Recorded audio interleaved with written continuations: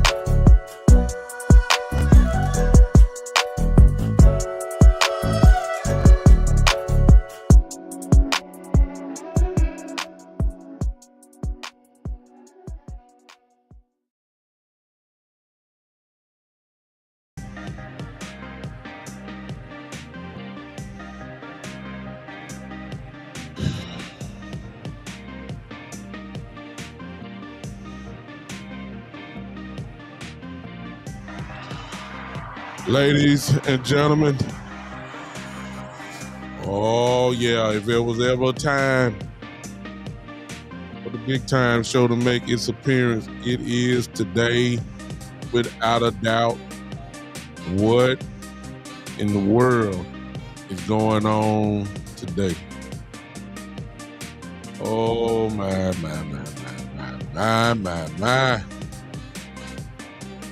What is going on, everybody? Listen, come in. I don't have to tell you today. Come on and just press the share button immediately. I need everybody to do that now. In the words of the great Eddie Murphy, during one of his comedy routines, he said, "I got something to say."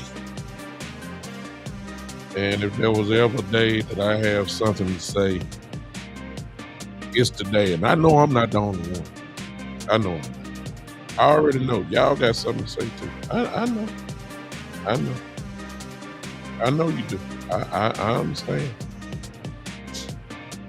I need you to share it.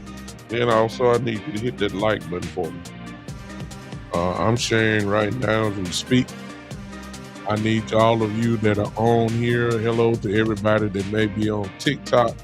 I haven't looked over there yet, but I'm getting ready to do that right now. So let me look at TikTok. I'll speak. Demetrius Adams, what's going on? See you over there. Hey, Terrell, Artist Vibes. JC, what's up? I see you just popped in over there. What's up, man? What's up, Terrell? I see you. I don't know who you are. Obviously, you probably go to the school. So who are you for real? So I know who your handle is. I can put it together. Why don't y'all do me a favor on TikTok? I need as many Cowboy fans as I can. I need them to come on in here. I need all of you guys, if you don't mind, do your boy a favor. Go ahead and share this to your people in TikTok land. Oh, Montreal, how you doing, man? I see you, man. I see you. What's going on? I need all you to share as much as possible on TikTok. I usually don't say that to you guys because I'm scared of who y'all might bring in here, but today is a good day for it. What's going on? Let me speak to all my people that are presently in the chat line. I got a lot of people in here so far, but I need for some of you guys to speak. I see I got a lot of my brothers and sisters here, Cowboy fans. Demetrius, what's up? Joe, how you doing? Coamic Elevator. I don't know who you are, but welcome to the show. Robert King, yes sir. How you doing? It's been a while. Mr. Browser, what's up, man? Thanks for popping in on me, man. The con man in the building, what's up? Thank you for sharing. John, what's up, man? Lil Monster 5254, what's up? Appreciate you. Greg Davis, what's up? James Godley, yes sir. All right, Joe again, what's up, man, over there in Italy? How you doing, sir? I'm gonna try to do my best I can today. I hope y'all buckle up because we might be here for just a minute today. I deserve what we're gonna talk about today. May deserve a little bit more time than usual, and so I'm gonna be here for you. We might do it all today, so I'm prepared to. Hello, Ken don't play over there in TikTok land. How you doing? Oh, well, Robert, we do. Thanks for popping in and sharing your thoughts. But, if you're not a Cowboy fan, you're welcome to stay. But, Cowboy fans usually care about Cowboy things, it's whoever your team is, I'm quite sure your fan base cares about your team. So there it is. Yeah, Metris. Listen, let me say that. Thank you for doing that, Metris. First of all, let me get this out the way, and then we'll go ahead and crank this thing up. If you want to, it's not a requirement. If you want to contribute to this podcast in any type of way, through Cash App, you can do that. Our Cash App is $ the Big Time Show. If you want to do it that way, you can. If you're on Facebook, you can use those stars. You can also use on YouTube, you can do that super chat button there. You can do that as well, and I would appreciate it. If you don't, it's not a big deal. It's not a requirement. It's cool. But what you can, all of you can do is hit that like button. All y'all can do that. Matter of fact, let's practice that real quick. Everybody hit it at least 20 times. It won't take you about 6 seconds. If you're on YouTube, smash that heart button, man. Just like that, be 20 over, just that quick. Well, Robert, I don't know how old you are, sir, and I ain't gonna get into no back and forth with you, but I'm probably a little bit older than you are, maybe. I don't know that because I don't know you. But I've been a Cowboy fan since 1977. It's kind of hard to let go now. 1977. So I've seen all the ups, and I've been with them in the downs, and I'm not type that jump ship every 5 years to another team. So the star is in me. You understand? I don't know if you know about that type of loyalty, but if you do, then you understand where I am. I don't switch teams. No matter how bad it gets, if they up, you 63, you're older than I am. Well, then since you're 63, then since I said I've been with them since 77, then I've seen a lot of ups. You understand?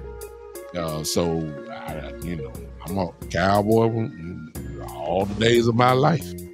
So I've been with them. You're older than I am. I'm 51. So us old guys, we count them. We don't change, spots. See, my crowd is kind of like you're seeing right there. Oh, you're an Eagle fan. No wonder you talk. Well, God bless you on tomorrow. Personally, we Cowboy fans really don't care. To be honest with you, we're in a no-win situation. Whoever wins tomorrow is not good for us. But we don't like neither one of y'all. See what I'm saying? So, but good luck to you. Y'all earned the right to be there. Hey, you here, you might as well try to do it all. So good luck to you. And I'm serious about that. Because I know how this thing hurt when you lose it. When you this close. So God bless you. If you're an Eagle fan, you need to be finding some Eagle podcasts. I'm quite sure y'all talking all night about tomorrow getting ready. You probably need to go over there and do all that. But you ain't gonna hurt us over here. We know we lost. We 7-10. We know. We know we need a new coach. We got one. Hey, it is what it is. You ain't gonna hurt my feelings. But I'm gonna move on, Robert. You're welcome to comment, but I ain't gonna pay attention to it. All right. TikTok, before I really get started again, let me see everybody over here. Okay. Yeah, I get you. I see you over there. Used to be a Cowboy fan. First of all, let me go and just say this. How many of y'all have jumped ship already? That's what I want to know.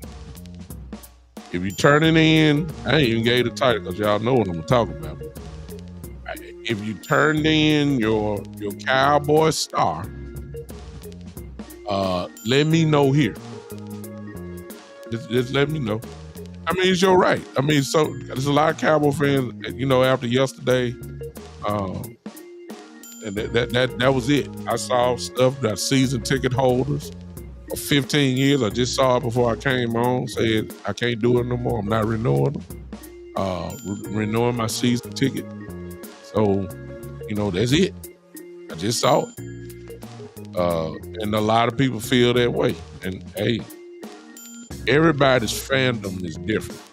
How deep is your fandom? It is what it is. I can't control that. I ain't worried about it, to be honest with you. Let me see here. All right. Yeah, I'm not, some of us are ride or die Cowboy. Exactly, Matt. Some of us are ride or die for life. And then some of us, some Cowboy fans are seasonal. You only stay with them when they're up.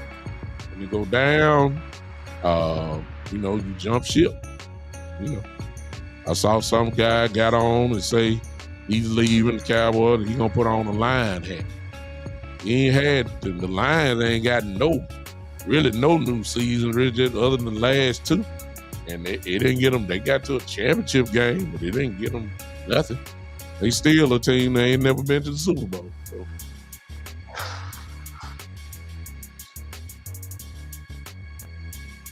Oh, Doc, I'm not an Eagle fan at all, Rob. I don't like the Eagles. I mean, you just popping in for the first time, so you don't know that. You don't know how I roll over it, but we don't like the Eagles, just like y'all don't like us. So what is new about that? I rarely find a Cowboy fan that says that they like the Philadelphia Eagles. I don't find an Eagle fan that says they like the Cowboys, so that's not new news. I mean, I don't like the Eagles. I don't like the NFC East. Matter of fact, how about that one? I don't like the Commanders. I don't like the Giants. The Giants don't like us. The Commanders don't like us. I mean, come on now. I don't like the Eagles. Do I want to see the Eagles in the NFC Championship game or Super Bowl? Nope. Do I want to see the Commanders in the Super Bowl or the NFC Championship game? Nope. Do I want to see the Giants in the championship game or the Super Bowl? Nope. Like none of y'all that want to see us there. That ain't nothing new. Yeah, it's just as simple. Let me get to it. We all know what we're here for today.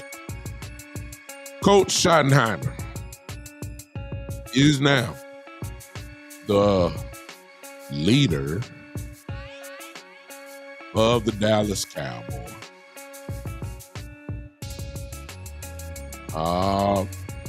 We all know that's not the case. That's number one. But he is in name and in title the head coach of the Cowboys.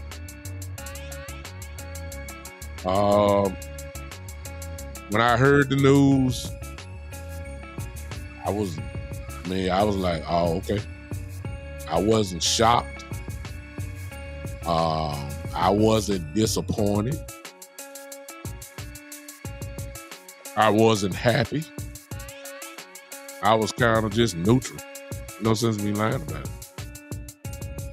See, if you've been on my show, one of the very first two things that I said, the reason why I wouldn't get excited, why Cowboy fans, and I'm going to tell y'all, I can go off top right now and tell some of y'all, and some of y'all may not like what I got to say, but it's okay. It's just my opinion.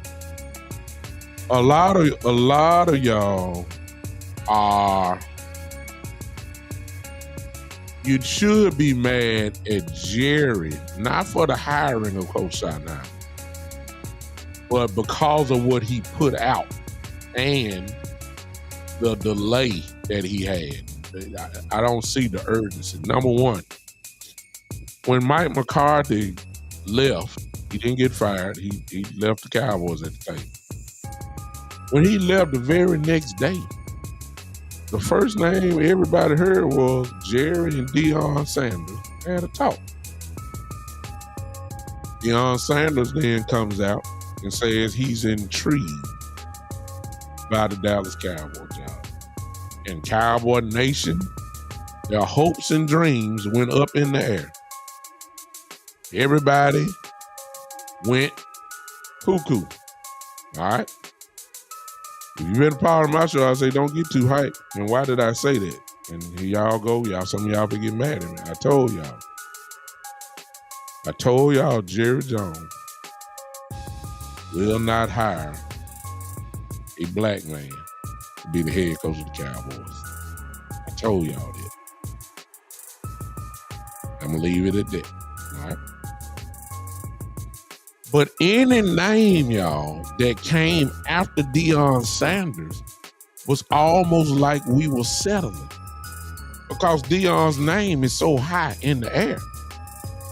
I mean, we talking about a different breed here. Everybody else coming after Deion's name is considered a letdown. That's all it was. Seriously. You may not like Deion or whatever the case, but I'm saying his name alone is huge. We all know that. And for some that wanted Deion, the idea, yes, that would have brought change. But as I told you before, Deion Sanders is the type of guy that the organization would have to change in order to get him here. That's just the truth. Deion ain't coming in, he's in control. Why would he leave a place where he has total control to a place where he would only have limited control? It's not Deion Sanders. The thing that Deion would need to be him is the thing that the Jones family will not give up. We know that. So I don't really think it really had to do with what I said before about a black man being the head coach.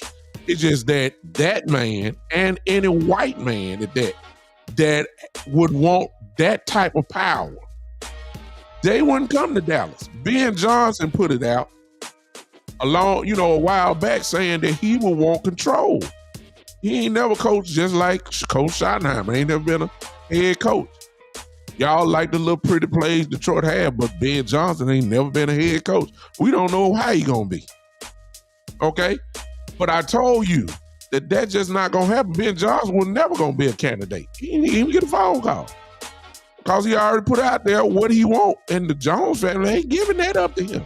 Nobody was gonna get that type of power in this organization. Nobody. So that automatically kind of dwindled the list immediately. So for all of you that like the Jets' new coach, Aaron Glenn, he wasn't never coming here. Aaron Glenn wasn't never coming here. Aaron Glenn gonna want some type of control. Y'all know that. Robert Saleh. Robert Saleh might be one that would would be a good one, but that wasn't gonna work. Okay, let me finish up. The list is dwindled once you know who you're dealing with. You weren't gonna get no type of power. So what coaches that fits that? Then I remember on the show, I told you that whoever the next head coach was going to be tied directly to Dak Prescott and making him better. So that dwindles the list down because now all of you defensive-minded coaches, the Mike Vrabels, Robert Salehs, the Aaron Glenn's again, the Pete Carrolls, all those guys, the Bill Belichick. The rest, we know Belichick won't come, but Belichick won't power. You know that won't come, but he's a defensive coach. How are you gonna make me better? Because see, if you get one of those guys, even for those that wanted Mike Zimmer, the first thing you were going to, if I was the owner, I would ask, okay, who you gonna have your offensive coordinator? Because I got a guy that's getting paid $60 million a year, and he has to have him right. Which then that dwindles it down now, since it ain't gonna be that, because don't bring me no trash offensive coordinator. I know you can coach defense, but who's gonna be the head, the offensive coordinator? Okay. So that dwindles the list down. Now you're looking for a offensive minded coach. And with the Jones family, it is obvious that he had to have some type of affiliation with the Cowboys before. So that narrows the list down. So that automatically means, as most of you had predicted, I didn't say he was going to be the coach, but I said he fits the criteria. And that was Kellen Moore. My understanding is, from what I've been hearing, is that Kellen Moore coveted the job. And I believe that if the Eagles weren't playing right now, I believe that might have been a real option. But he's busy with the Eagles. He had the interview and all that type of stuff. But then something hit the Jones family. And I'm getting ready. I'm seeing a lot of comments, but I can't read them because y'all going so fast. So the Jones family thought about this. From the understanding, I'm quite sure you heard, it was a battle between Jerry and Stephen and Jerry Jones Jr. Stephen and Jerry Jones Jr. From what was being reported, I believe that was by James Slater and a couple other people.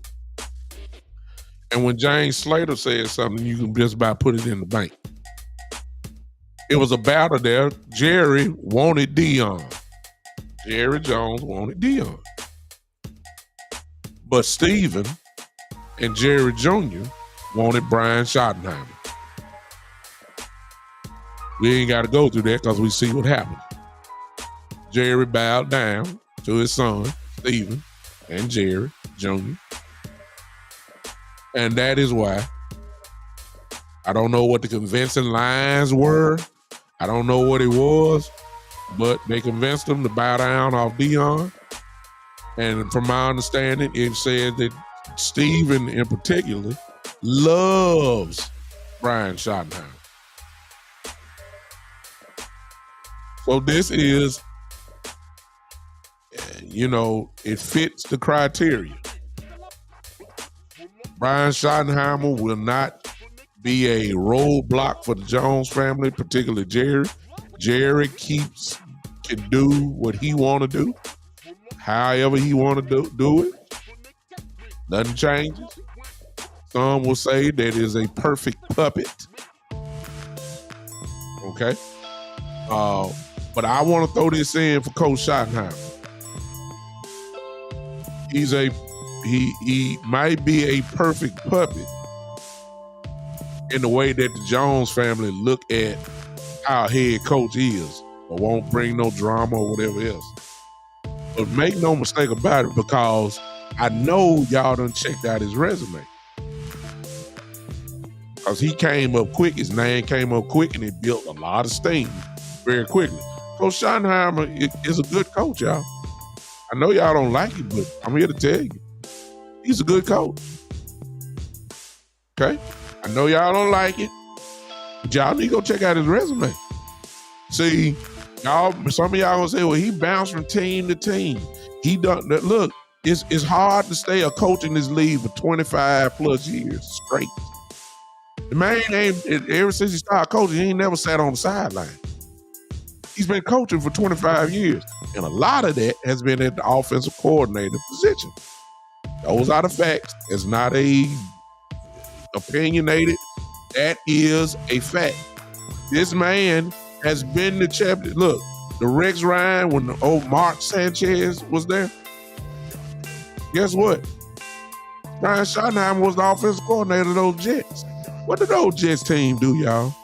They ran the ball like crazy, and they played great defense.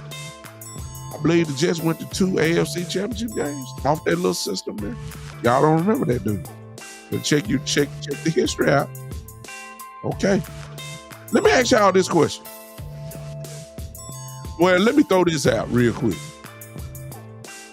I know if Coach McCarthy said this, if you install it, you call it. In other words, if you install the plays in practice, you will be the game day caller, play caller. And of course, I believe that that was Mike McCarthy's offense, obviously. But here's the thing, y'all, and I would love to know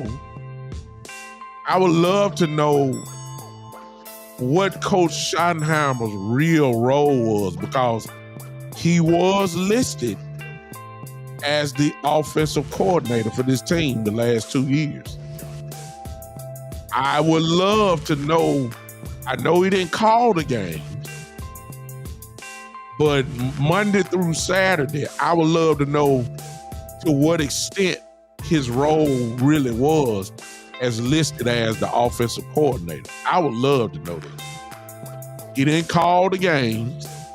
He was not the play caller. He was not. So we can't put that on him.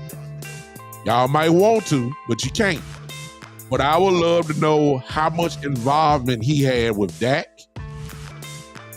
I would love to know how much input he had with the offensive line and the running back. I would love to know that. To what extent? I hope somebody asks him that on Monday. Just in case y'all don't know, the press conference introducing Coach Schottenheimer is Monday at 11 o'clock. I think that's Eastern time.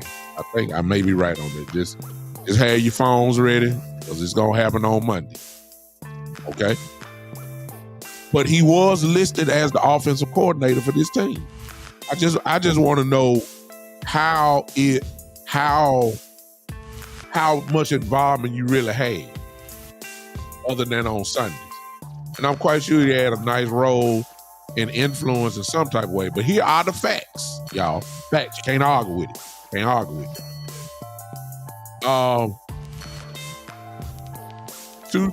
2 years ago, well, not 2, but last year, not this season, but the season before that, as listed as the offensive coordinator, and throw in Mike McCarthy as a game day caller, they orchestrated Dak Prescott's greatest year. Second in MVP voting, all-pro quarterback. That can't be denied. Those are facts. I don't care what you feel about Dak. Those are facts. It was 2 men that did it. Schottenheimer, well, let me get it in order. McCarthy, Schottenheimer. So it's obvious that they somewhat know what they're doing. And I include Schottenheimer on that. Plus, remember what I said. I said, whoever the new coach would be, the primary goal is how do you maintain or make this quarterback better? You're getting paid $60 million. He ain't going nowhere. He ain't getting traded. He's on contract for the next 4 years. The Cowboys are not going to get rid of him because they don't want to pay that money for getting rid of him. It's not going to happen. You got to have a coach in here that's going to make them better. So it makes sense that the 2 guys that got the most press, to be honest with you, is Kellen Moore, and then real quick, Coach Schottenheimer. Both fit the Jerry Jones criteria for being the head coach. I get to do whatever I want to do, and I don't have to give up no power. None. We're going to draft the players. We're going to give them to you, and you just coach them. You will have a little input, but we make the final decision. It don't make no difference with what player you say you want. We're going to make the final call. We will value your input, though. We will make it. We will make the,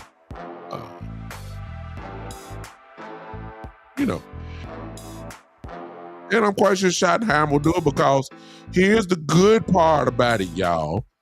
Here's one of the good things, and I'm going to say it before I forget it. Since Mike McCarthy called all the plays last year, and he did, because he had his little sheet there, and he was calling in, whatever. We really don't know. Well, unless you're a real football fan and have watched Schottenhimer over the years with the different teams. We really don't know what Schottenhimer's system really is. We know primarily what he does. If you've been watching football for the last 10 to 15 years, with him being the offensive coordinator, you have a pretty good idea what he does.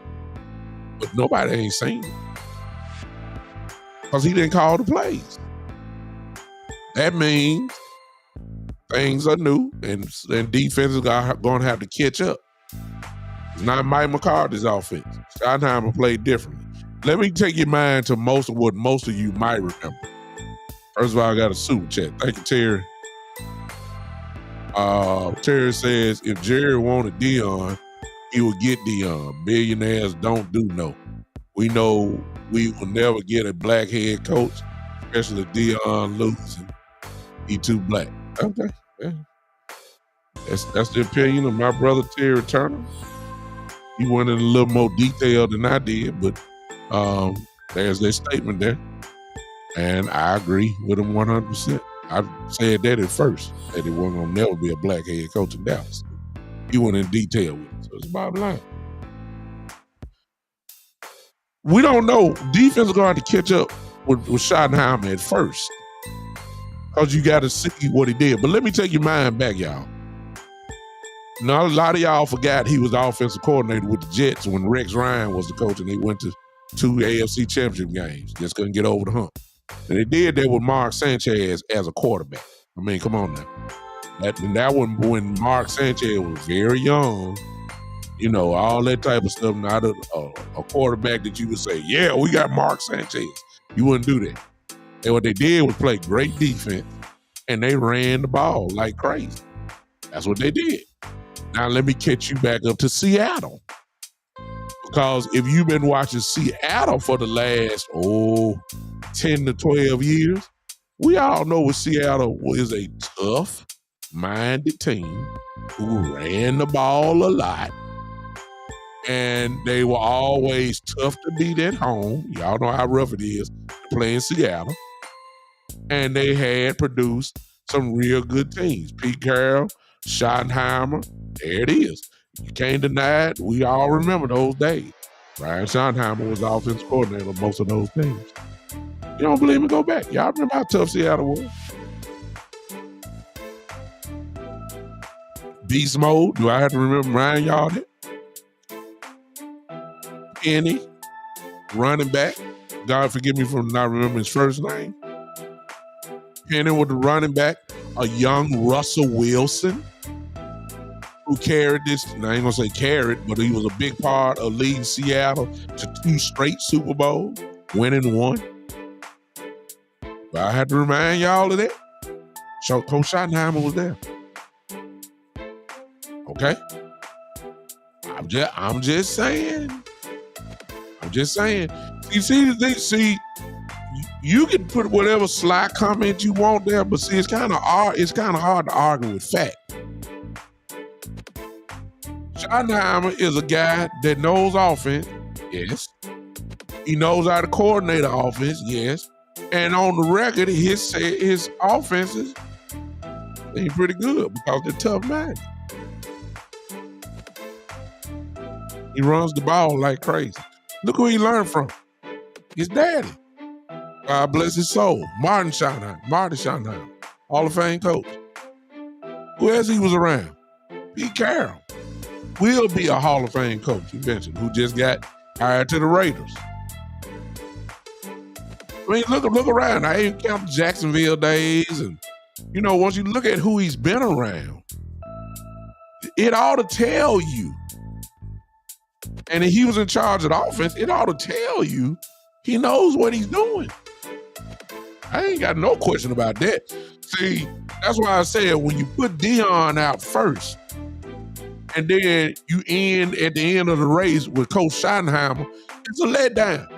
Because it's Deion, it's prime time, it's that, and that's the first name you heard, and then the very second name after that gonna be like, oh, come on, man, not him, not Kellen Moore, not Pete Carroll, no, not Schottenheimer, no, Deion, we want Deion. Every other name is a letdown. But just because it's a letdown, it does not mean that the coach cannot coach. Coach Schottenheimer can coach, y'all. I'm just trying to tell you. That's the positive. That is a positive.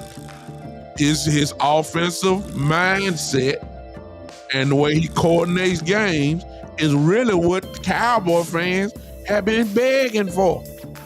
Please run the ball. How many years have we said that? How many years have we been begging for him to run the ball? Any coach. All right? So now you got that part. You got a head coach and a guy who will be calling offense. At least that's what I'm thinking now.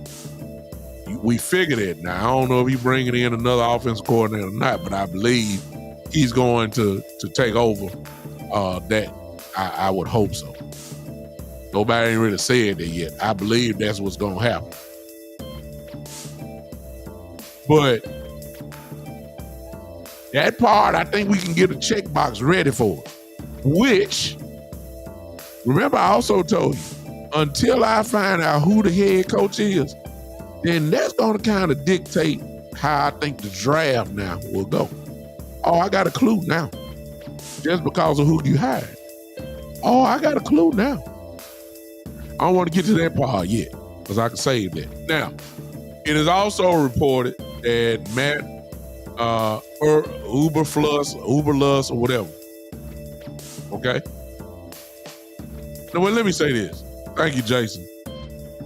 Y'all already throwing the towel in because some of y'all wanted splash, and it's bigger than Deion.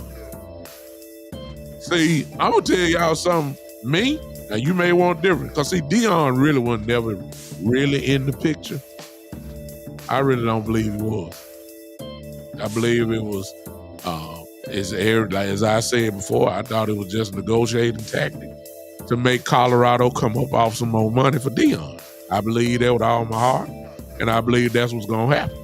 I believe you're going to see Deion's name in the press coming up, saying that he signed some type of extension with Colorado, and he probably will be the highest paid coach in college football next year. Colorado going to have to pay to keep him, because he already put the clue out that, I'm intrigued by the Dallas, the Dallas conversation. Uberflus. Thank you for helping me out. All right.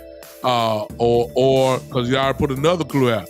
If somebody picks both of his sons in the NFL, he's already said that just about to guarantee me getting there. Watch the draft now. Wherever Shador goes, because he's gonna be the first one to leave, the first of the brothers. And then watch that same team in about round 5, maybe round 6, pick up Shiloh Sanders. Because that'll tell you what the team is trying to do. They're going to pick whoever that is, so then Deion could be there next year. I'm telling y'all. Let's watch it. We can get Deion out the way. John? Yeah. His history shows that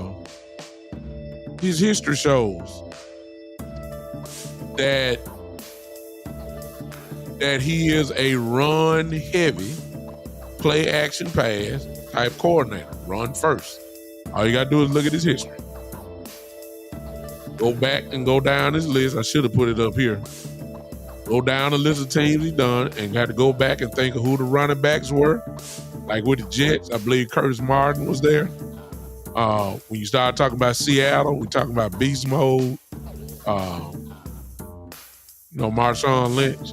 We talking about at least two good running backs. A 1-2 punch, and a pretty good offensive line. They ran it like crazy. You know that Russell Wilson was there, but Russell was running too. Okay, Russell was running back in those days, and then heavy play action pass. And you know the track record of Seattle. They went to 2 straight Super Bowls. Won one and lost one. The Jets went to an AFC Championship game. So this is what he does. But Matt Eberflus,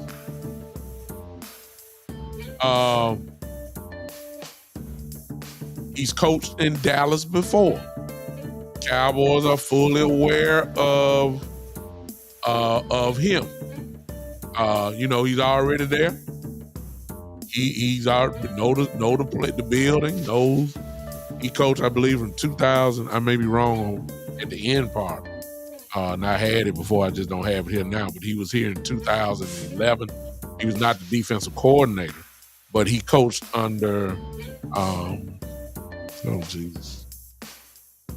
I don't even want to call the wrong names. No, he's a good defensive coordinator. He is. Know the game. He runs a 4-3 defense, which would change things differently from Mike Zimmer's offense. I don't like it. Maybe he'll figure out what to do with Micah.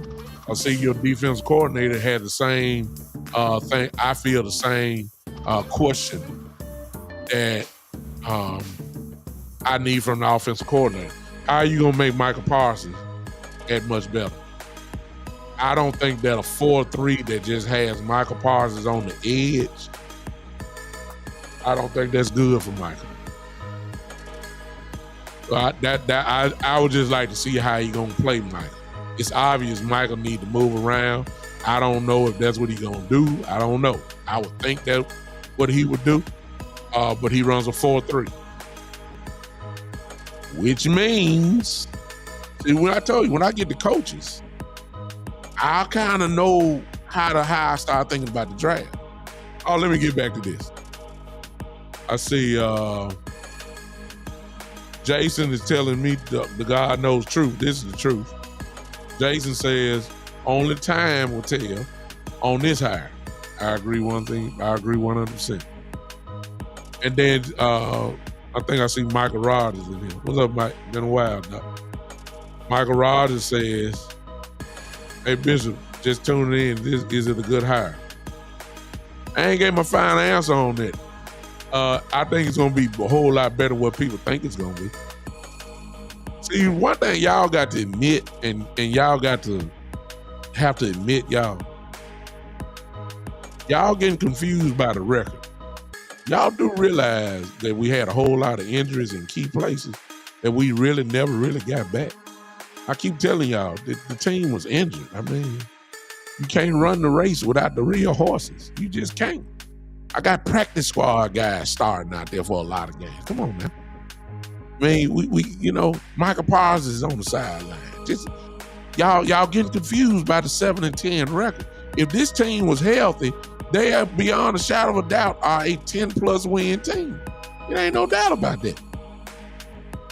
That's why you start seeing the defense get a whole lot better. Why? Because Michael Parsons came back. Why? DeRon Bland came back.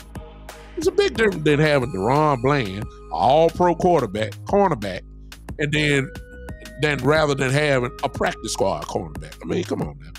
Y'all stop it. So what you have to imagine is, okay, what if most of these guys are back? Now, I realize we got about 20, 23, 24 guys who are free agents. And no, we're not going to sign everybody. That'll probably be the next show since I got my coach now, since I got my defensive coordinator. Now, the next step is, let's look at all these free agents we got. And then we'll decide as a group who we going to keep and who we gonna let go. Then we go to the draft. Because you got to fill out some of them holes that you did not get by re-signing guys. I'm not saying we should sign everybody back, but we all know that everybody's not coming back. So the next step is to look at the free agent list of the Cowboys, not nobody else, just the Cowboys. And then we're going to go through this thing together and let's see who deserves to stay or who we want to stay, and then who we going to say let go. It's just a couple names I'll give you right now. Osi. I don't think Osi going to sign back here. Do I want? Yeah, I want him. But Osi has played his way into a big contract, if you ask me. Osi going to take his tail right over there with Dan Quinn. Because Washington got $100 million to spend. This will be Osi's first big contract. If you don't think Washington ain't going to come after some of these guys, just like they did, a lot of them guys that's over there now is Dallas Cowboy guys. I'm telling y'all, Jerry ain't finna pay no big money like that for Osi. I think Osi out of here. I just stick with that one. I want him back so bad, but Jerry, Steven ain't gonna pay that money. You know he cheap as all outdoors. So now when we go into the draft, guess what come into play? Defensive tackle. Guess what comes into play? Since I got Matt Uberfluss in there as our defensive coordinator, guess what we don't have? Linebackers. So at 12, once again, I'm trying to help y'all out before it gets started, because I can see something.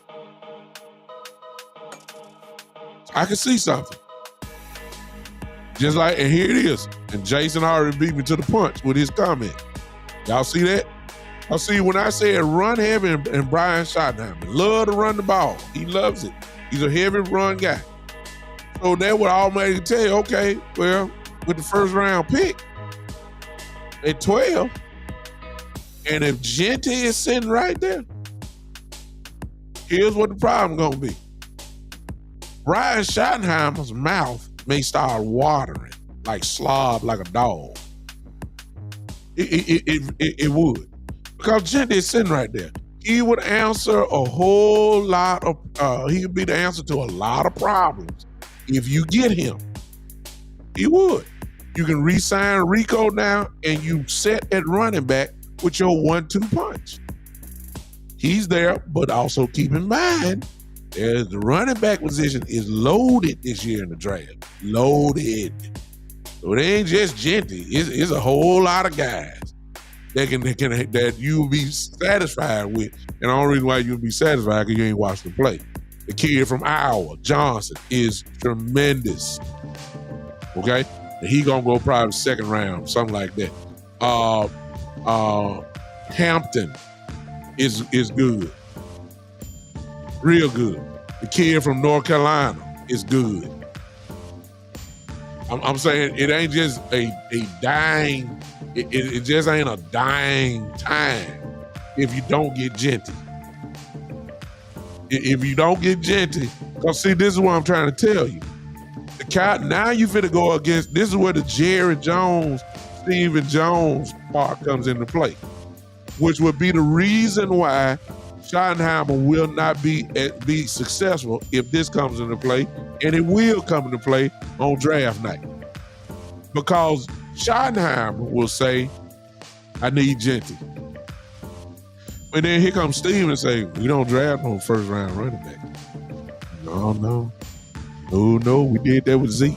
No, we learned our lesson on that. We have a certain amount that we pay running backs. And Gentry will be a first round running back, and it's gonna be exactly, that's what he gonna say.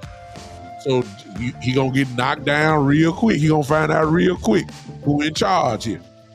And I really don't believe the Cowboys will sign draft a first round running back. Even though Gentry would be a great pick. But on the other side, Matt Uberfluss knows, and the Cowboys know, that we don't have a linebacker. All our linebackers hurt, or they not signed. For instance, do we re-sign Kendricks back? Because if you don't, they ain't gonna re-sign Damone Clark. If they don't sign Kendricks, all they got is Nick Vigil, and they got the kid from Notre Dame, the rookie from last year. You still need linebacker. And we know we ain't signing nobody in free agency. Not a quality. I ain't gonna say not a quality. We'll get a guy on day 8 or day 9 that has some type of experience in linebacker. You might stick him there. But please understand, at 12, linebacker comes into play. So on that note, you go get Jaheed Campbell from Alabama, who will be about right in that area where he's projected to go. Or, since we know who our coaches are, everybody want to say, you got to solidify the offensive line. We need an offensive line. We need an offensive line. Where's the rookie gonna start? If you get the boy from Georgia, Banks, where you gonna start? I mean, where? Are you about to do something with Steele? Are you gonna put him on the bench? I'm just saying. Everybody said, are you drafting a rookie left tackle and moving Guyton back to right tackle? I thought we learned our lesson with having 2 rookie starters. You gonna draft a left tackle again and have him protect the blind side of your quarterback, a rookie, going against these monsters like Guyton did this year. Come on now. I said it at the beginning of the year when I saw the schedule. I said, Tyler Guyton is going to get baptized. Y'all hold up on him because he's going to get beat a few times. Look who he had to go against. Started off against boy from Cleveland. Forgive my Jesus. Myles Garrett. He had to go see Jordan from New Orleans. He had to go see T.J. Watt. He had to go see Aiden Hutchinson before he got hurt. Come on now. You had to go see Thibodeau from the Giants. Come on. He's a rookie. He's supposed to get whooped. Right? Y'all too hard on Guyton. He'll be better next year. But if you want to move him to a right tackle, because see, when you draft at 12, it ain't no sitting on the bench. You got to come in day 1 start. So y'all want to do that? If you get back now I will say this. The real answer to the question is this, y'all. Is Zach Martin retired?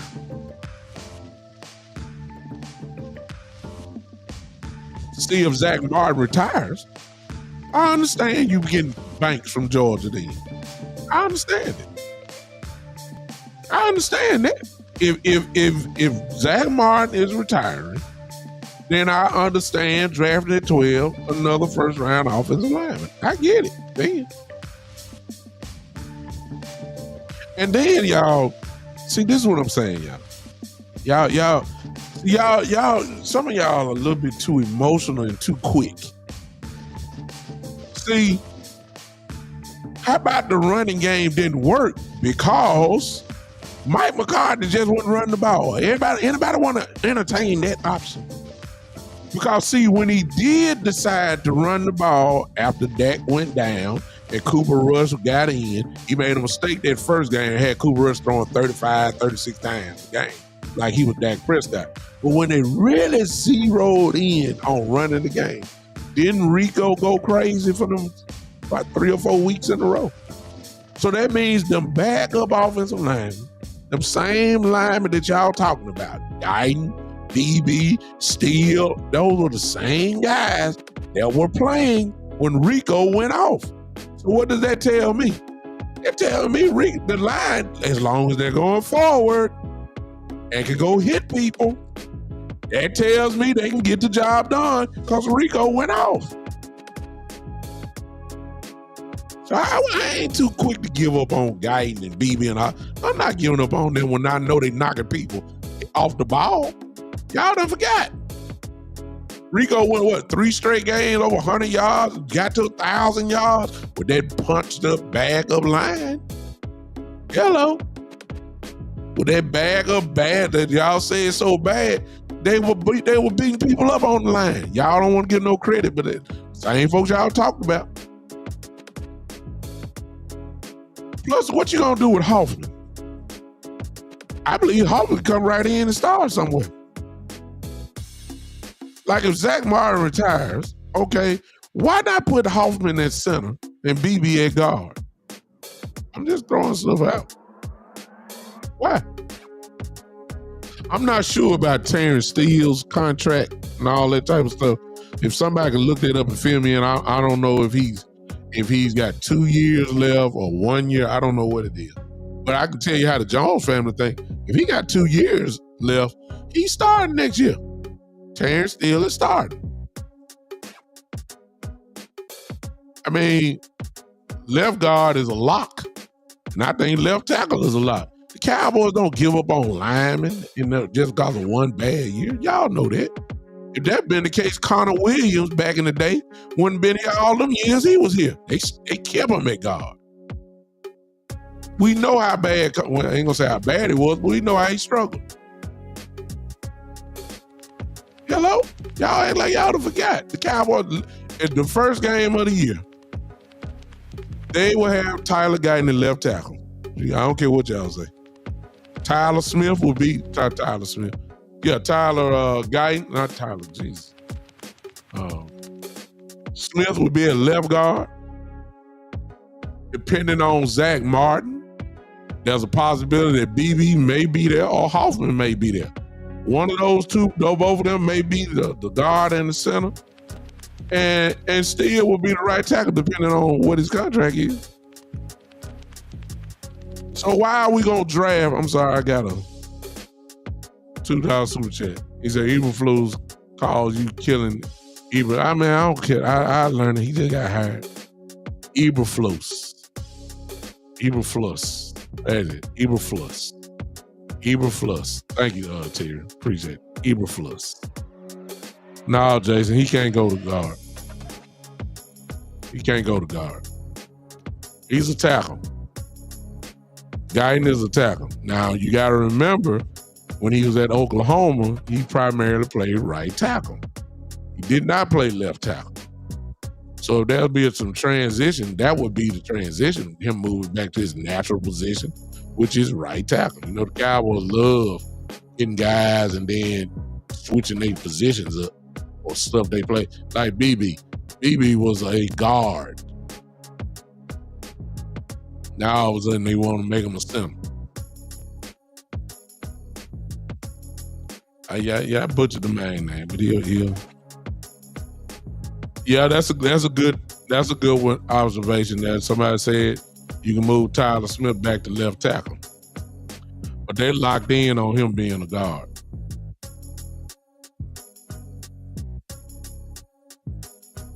So I'm just saying all that to say, Zach Martin, the key to the line to me, just off the top of my head, is what is Zach Martin going to do? Because that will change something.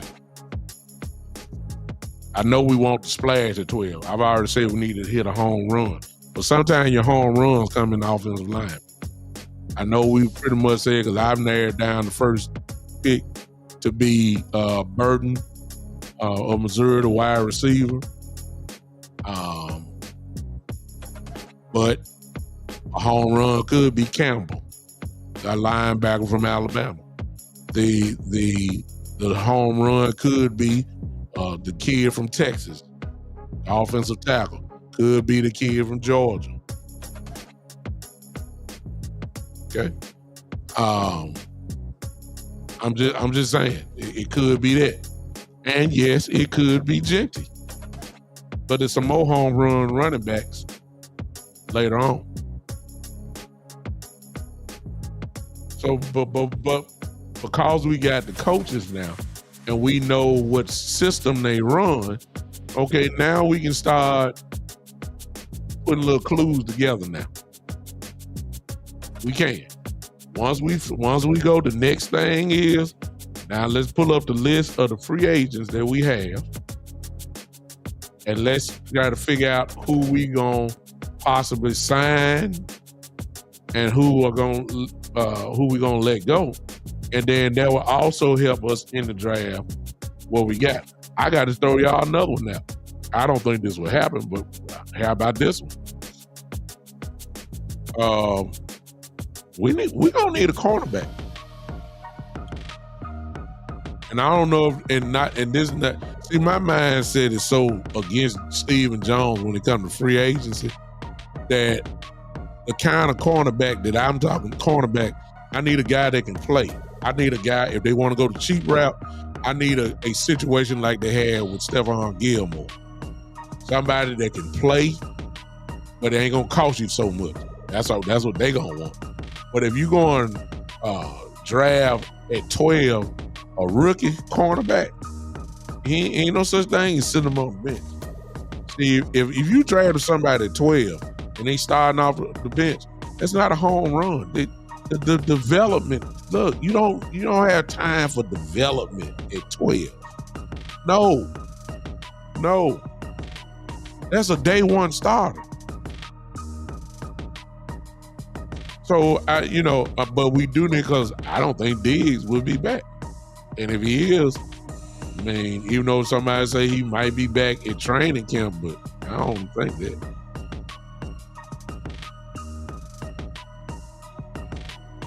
I'm just serious. We have to. We got to throw that in. I think that's a dark horse. Pick at 12, but it's right there. Okay, so again, things are starting to fix out. To put it, things are falling into place. Now we got coaches that can go with Jerry and Steven to the Senior Bowl. I'm good with that now. I'm ready to roll. But Clay, Stephen Jones, Jerry Jones, Coach Schottenhimer, and Coach Matt on the defense. Hey, I'm good now. Experienced coaches, I'm good. I'm good, at least with the structure. See, last week when we were here talking, it wasn't nobody could go to the Senior Bowl but Jerry and Steven. I guess Will. I don't want that. Give me a coach that know what he's looking for, know what to do. Jerry ain't finna get up there, but just finna get in front of the camera and give all these crazy sayings that everybody got to figure out and all that type of stuff. He ain't doing no. He might do the interview with some of the players. You don't know what to look for. You don't know about no hand placement on the lineman and how quick his feet are and watching film. Jerry don't watch no film. Steven don't watch no film. I need coaches there to know what to look for. I got it now. Well, no matter how bad y'all think the choice was or whatever the case, we back on schedule now. Yeah, which leads to this. I need everybody to chime in on this. Let's see how much respect you got for your coach. See, I narrowed it down. I just told you what the criteria was for, and this is just my opinion, of course, what the criteria was for the next head coach. I fizzled it down to 2, Schottenhimer and Moore. Out of those 2, not who you wanted, whether it was Dion or whoever else or Pete Carroll, they're not even in discussion. Out of the 2, y'all tell me which one would have been the best, which is the best hire, Schottenhimer or Moore? Well, that's what it boiled down to be truthful. It was never Carroll. It was never Dion. It was never Aaron Glenn. It was never Ben Johnson. Cowboys didn't even pick up the phone for Ben Johnson. They didn't even pick up the phone to call him. A lot of y'all wanted Ben Johnson. The Cowboys wasn't even thinking about it. Wasn't thinking about Glenn. Wasn't thinking about nobody else. Kellen Moore, Coach Schottenhimer, who caught steam, a lot of steam late. Once his name came up, it was like an avalanche. Y'all tell me. Did they get it right since since those, in my opinion, were the two. The pressure came from Steven for Coach Schottenhimer. Jerry wanted Dion. But I'm quite sure I believe if we would ask Steven, he would tell the truth. Who was your other candidate? I guarantee you said Kellen Moore. So y'all tell me. And it ain't cause Moore is a bad coach. His resume is getting better every year. Kellen Moore resume is getting better every year. Don't say he don't run the ball, and please don't say, well, you got Saquon Barkley. Bottom line is that man ran over 2,000 yards this year. In order to get 2,000 yards, you had to call a lot of running plays. He runs the ball, at least this year. And AJ still got over 1,000 yards. I believe Devontae Smith got over 1,000 yards. I mean, you got a running back that ran over 2,000 yards. You got two 1,000-yard receivers. Come on, man. Don't tell me Kellen Moore ain't I don't want to hear it. I don't even want to hear it. Resume is getting better. I ain't seen but a few of y'all. Speak in. It's Kellen Moore and Schottenhimer. Which one? Did the Cowboys get it right? No, we didn't like the process. A lot of us didn't get what we wanted. But I'm just going to say this. I just skip over. Since they did the main question, what I think. It's like I told y'all. Once you call Deion Sanders' name out first, every other name after that is going to seem like a letdown. But just because it's a letdown, it don't mean that the coaches can't coach now. Not that. To me, I think it's a solid hire. I think it's a solid hire. And like somebody said earlier, time will tell how good of a hire it is. A lot of you wanted the run game. Hey, Donald Clark, I see you. Terrell, I see you over there. You just come in the way. You used to play for the Cowboys. I hear you. You played with a good team. These are some of my kids, y'all, where I work at. It's on TikTok. You know me, I'm encouraging the kids on there. See, Schottenhimer comes in, y'all, and he gives you exactly what y'all been begging for, and myself, for the last 5 years. Would you please run the ball? Well, this coach here is a guy that runs the football. Schottenhimer does that.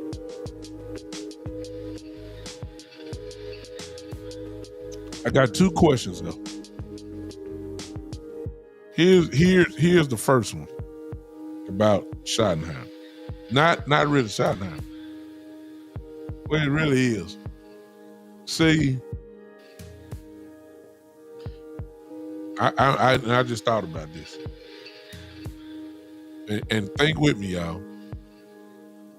Dak is not the same Dak.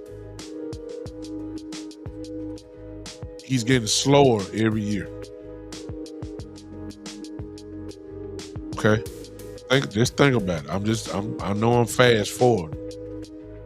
But Schottenhimer is a guy, and you look at his offense, his quarterbacks played a lot under center. A lot. Ran a lot of play action from under center. Here's my question, because Dak moving a little slow. I'm just being honest with y'all. He can't run like he used to. You know, when you got 2 or 3 screws in your ankle, I guess you don't supposed to be the same. But is it that bad enough that Dak Prescott will play a lot under center, and can he really do that? Your 7-step drop gonna be a little bit slower. Okay?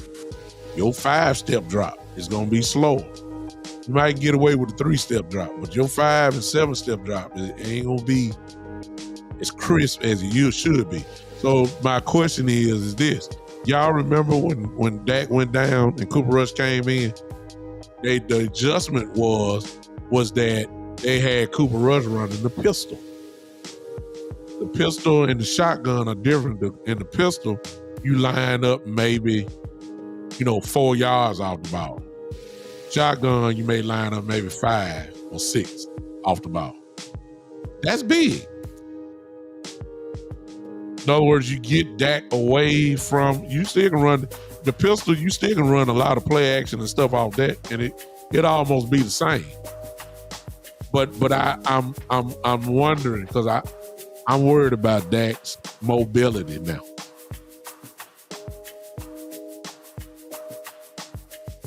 Shane, I see your question. I believe it is. I believe Troy Aikman, because you got to keep in mind, he's talking not just from the side of his neck. He's talking because he knows people in the league and he knows what they're saying. Nobody don't want to look. It's almost kind of like LeBron James. Nobody don't want to help LeBron James no more. Nobody don't want to team with him. Nobody don't want to do it because they want to keep LeBron down, just like a lot of people want to keep the Cowboys down. But what head coach would want to come to Dallas when you already know how the structure of the organization is?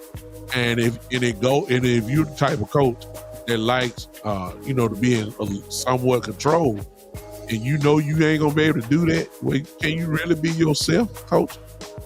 When you know you're gonna have an owner that possibly gonna mess things up. Here's the other thing that I'm talking about. And look, y'all, and you watch this.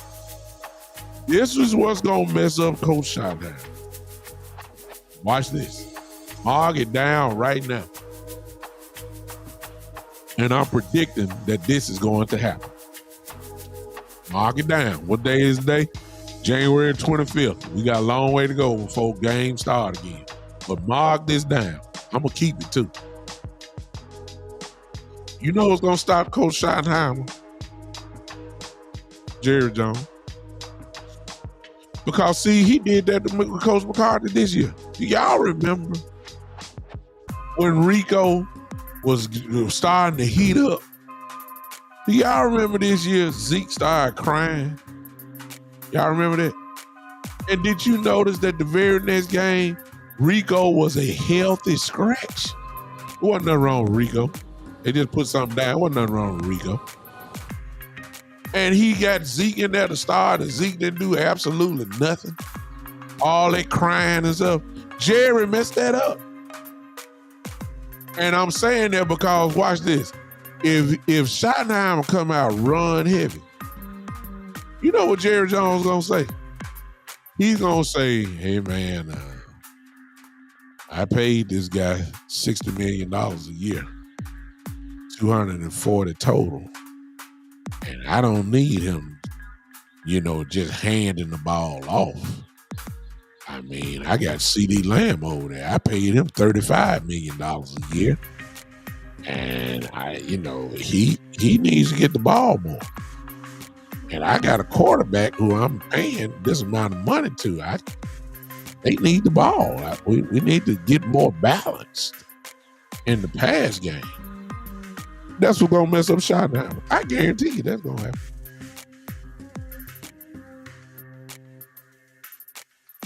See, if you'll do that for loyalty to Zeke, because he just started crying. Once you see that we got a running back that carried the ball 23 times and the number 2 running back done carried the ball 10 times himself, oh no, Jerry gonna stop that, Doc. Because he don't mind meddling. We saw it, had Rico in a jogging suit. That ain't, Jason, I agree with you 100%. But like I said, what I just said was facts. Rico was obviously the number 1 running back, and he had a meeting, and Zeke started crying, and the very next week, Zeke was the starter. That was because of loyalty to Zeke. And now, if you think he's loyal to Zeke, what in the world do you think he gonna be loyal? You think he ain't gonna be loyal to that big money he paying? No, sir. Because it ain't about winning. It's about, I'm paying this dude money and he ain't got the production that the big guy like this, a big contract like this supposed to have. You better line him up in that pistol, and you better line him up in that shotgun, and you better get it running and gunning. See, that's what's gonna mess it up. Jerry. Don't forget that. You let a game in, and Dak Prescott only had 23 attempts. 23 attempts at passing. You let that happen. You let that happen. And you let it happen for maybe about 2-3 games in a row. I guarantee you. Because see, Jerry gonna mess it up. That's what he did this year. That's what he did. Y'all know I'm telling the truth. You let this running game get incredibly successful. But teams know that this team is gonna run it down your throat, and all Dak doing is passing the ball about 22, 23 times a game, which in some cases it was need to happen.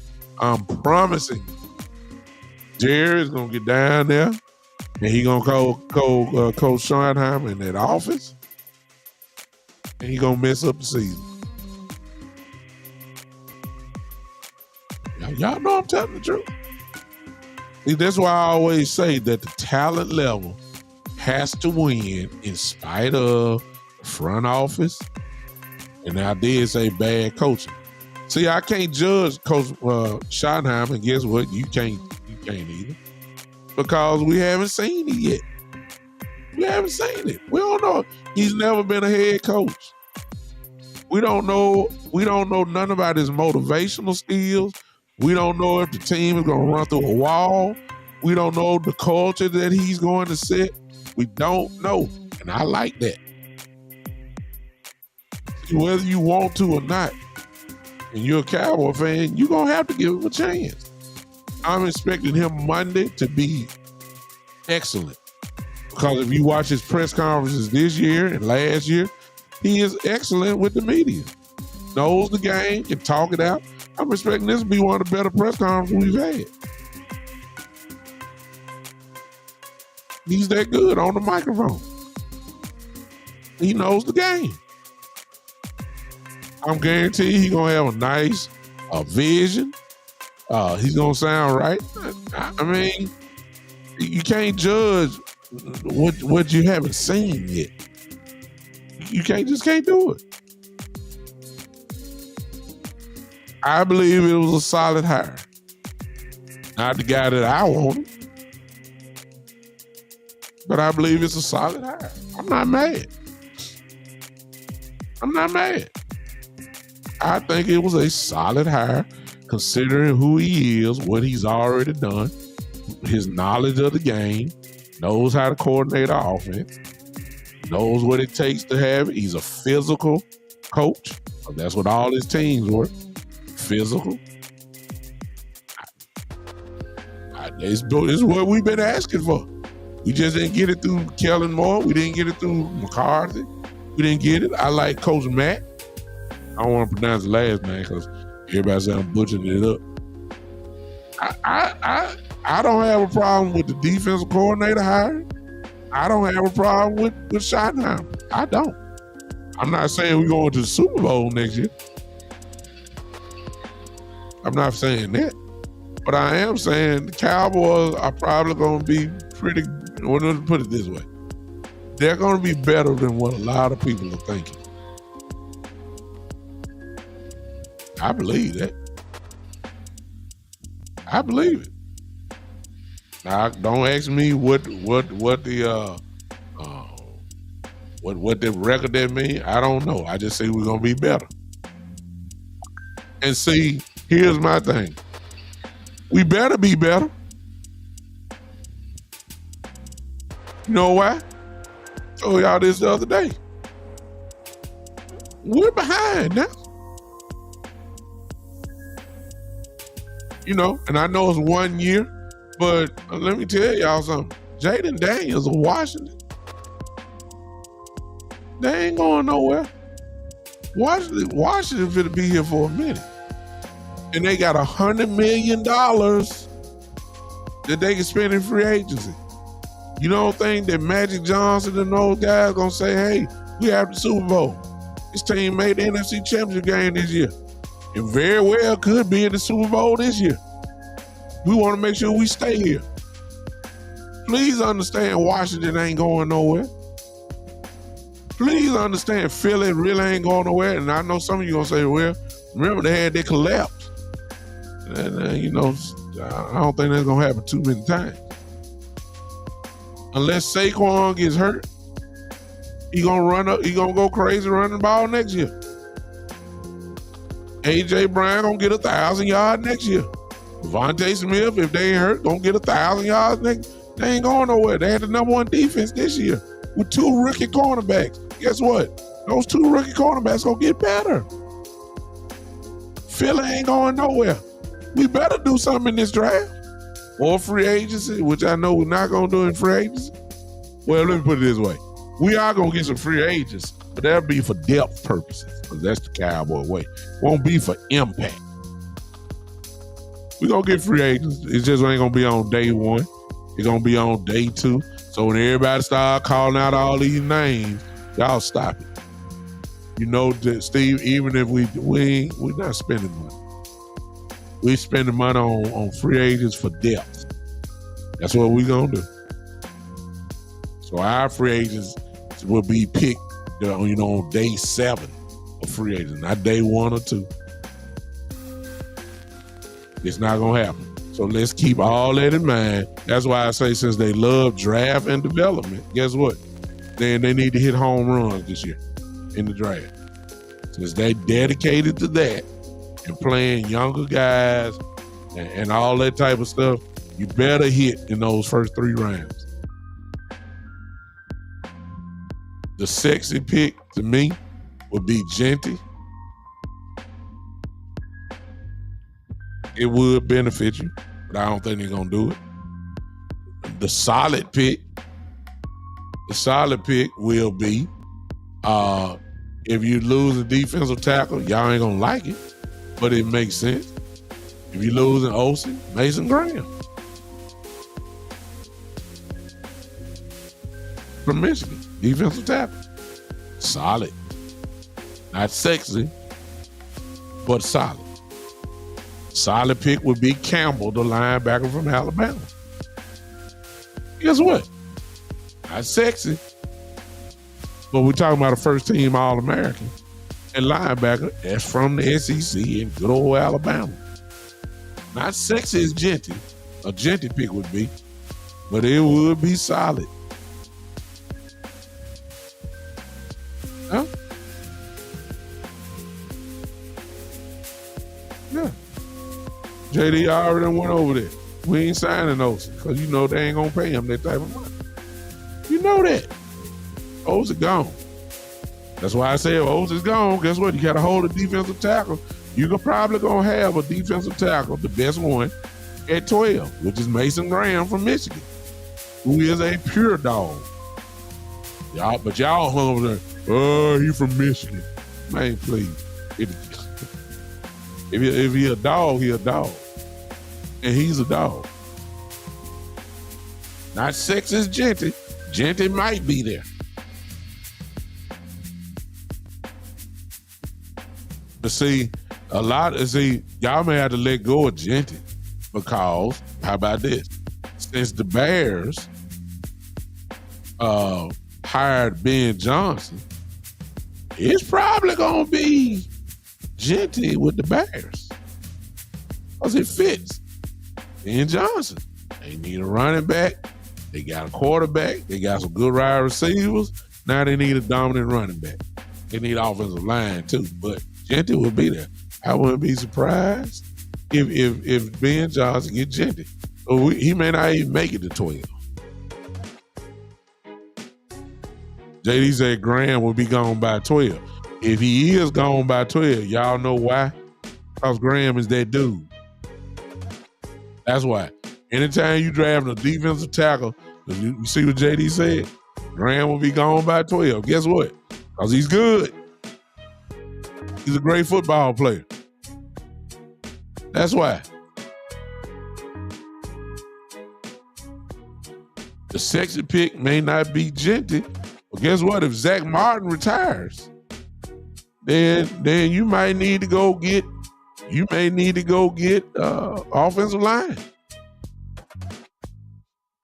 Just saying. It may not be the sexy pick, but it's still a home run.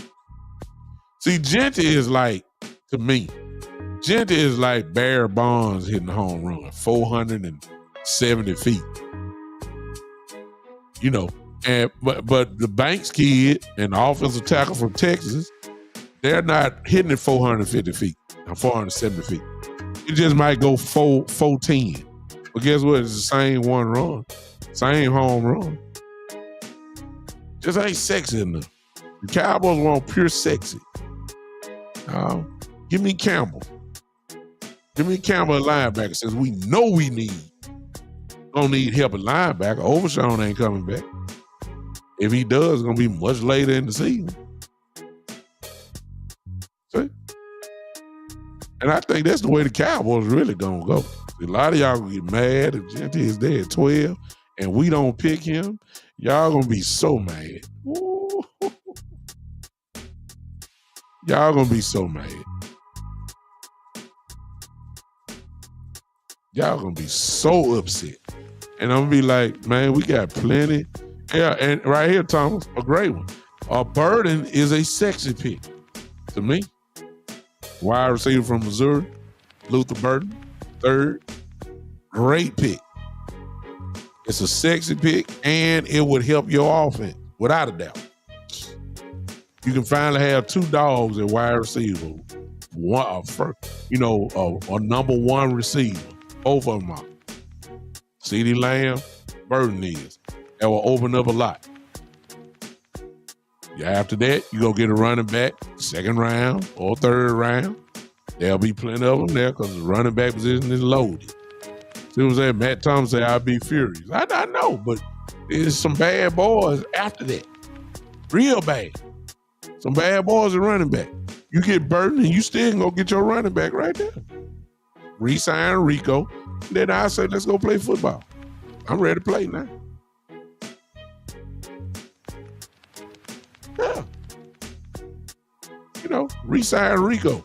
And another thing, if you remember what I said now about running back, if it was Jim. I don't like drafting guys in the first round and they not day one starters. Even though I think you can change that up a little bit with the running back position, because with Schottenhimer there, I believe you're going to have a real heavy running game. You may have one guy get 16 carries and the other guy might get 14. That's 30 carries a game. I can see that. So I ain't just going to die out about it. I don't want to be drafting nobody that's going to be sitting on the bench for a first round pick. It just doesn't make sense to me. I'm sorry. Some drafts, some rounds are designed for guys to play day one. You ain't got time for development. These guys need to go from day one. So the first round pick to me, should be a day one starter. Thomas Wigler, you think we can sign T. Higgins? Thomas, who is our cap guy? That's your answer to your question. Stephen Jones. T. Higgins is going to demand big money. 20, 25, maybe even $30 million a year. You think Stephen Jones going to pay that? Come on now. If you're a Cowboy fan, you already know the answer to that question. Yeah, we could, but are we? No. So no. Would you draft a kid coming out of college who you gonna get at least 5 years very cheap, which is what the Cowboys would do? Or do you want to just go ahead and pay T. Higgins? And that would be very dangerous. T. Higgins and CeeDee Lamb. I mean, who's gonna stop that? Nobody. I get that, but Stephen Jones and them don't think that way. They think cheap first. And you know that. So answer your own question. Matter of fact, put it in the chat box, Thomas Wiggins. Now that you done heard that, do you think we gonna sign T. Higgins? All right, it in. We still have Stephen Jones. Come on, y'all. That ain't gonna happen. I'm just serious, y'all. See, we happy about it. Some of us are happy about the coach, or we're okay with it. But never forget it. We still got to deal with the obvious, Jerry and Steve.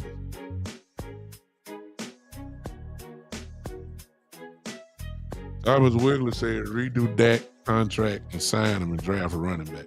I believe they're gonna do that anyway. They're gonna do that anyway, Thomas. You could do it that way, but Stephen Jones don't sign. Stephen Jones don't sign, and they're not. You know that. If you've been a Cowboy fan, Thomas, I don't know if you're a Cowboy fan or not. I believe you are. Then you know how this rolls with Stephen Jones. That ain't gonna happen. Love him, JD. Savion Williams. If y'all haven't checked out Savion Williams from TCU, the running back, once you watch his tape, I guarantee you say you'll love him. I'm telling you. Great. That's a great point, JD. Love him. Savion Williams is a killer. There you go, Thomas. Yeah. So since you've been one all your life, you know how. And then they don't look. Let me help you, Thomas, because they've already been saying. They don't look at it, even though they could do it. They could do it. But here's the problem, though. You done heard it. They'll say, well, we got to save all the money we can and do stuff to make sure we can sign Michael Parsons. That's what you're going to hear. And they act like they can't do nothing else.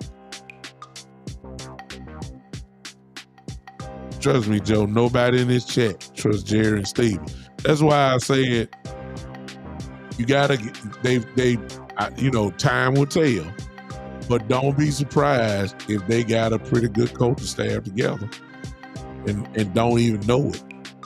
Now, Jerry gonna get up there like he knows something nobody don't know, but they could have really stumbled up on a pretty good coaching staff, at least with your offense coordinator and defense coordinator. On paper, that is. Because those two guys can coach. And it's going to have to override some of the stuff that you could do from a front office position. But we too cheap. We don't believe in spending money. Jerry told you that last year, remember? Why would I spend $10 million on one guy when I can get three guys for the same amount of money? See what I'm saying? That's their attitude.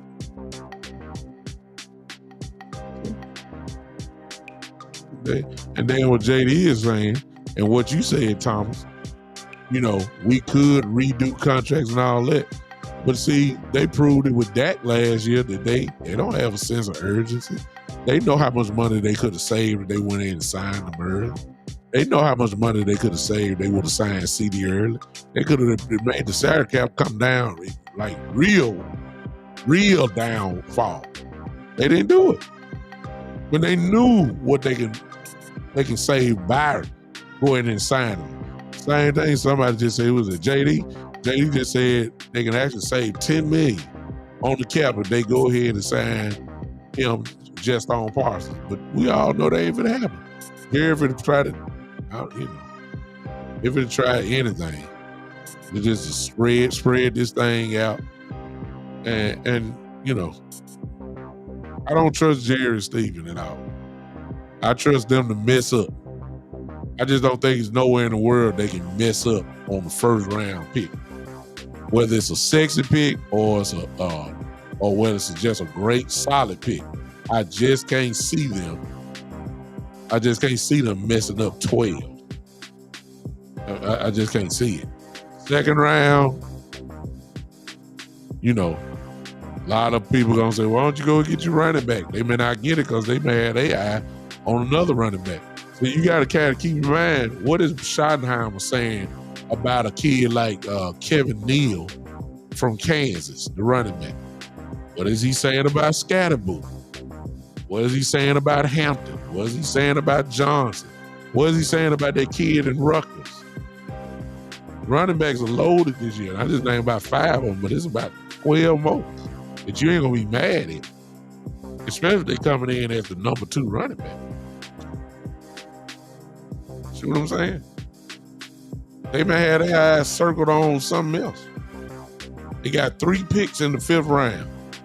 You already know what they're going to do with one of those picks. They're going to trade it off. It's a more pick. They don't have a pick in the 4th round. I believe those 3 picks in the 5th round, maybe 1 or 2 of them may be good enough to get them back in the 4th round.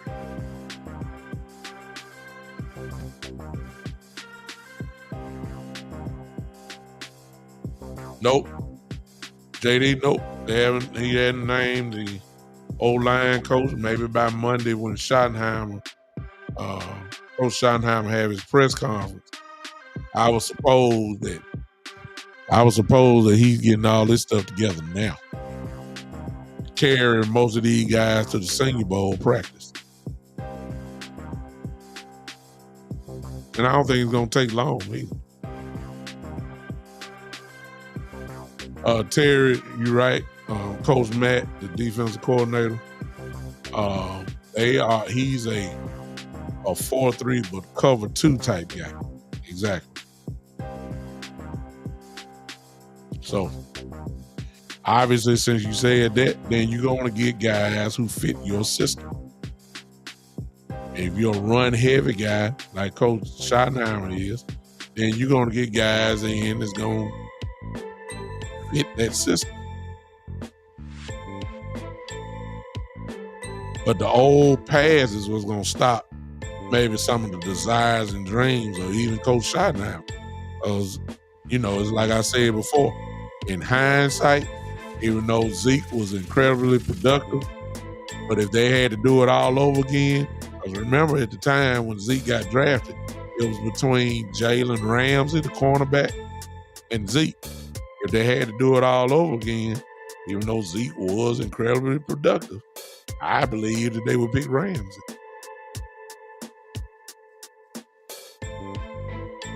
Exactly, Damon Martinez. And these guys that you see JD in the chat is talking about, and running back, they're projected going, late in the draft, 5th round. I don't know, JD. Where is Damon Martinez? Where they got him projected? What round? And I know he ready. He's a dog, just like JD said. He's a bad boy. You'll be satisfied when you get that type of dude. You would. You would. But where is he projected?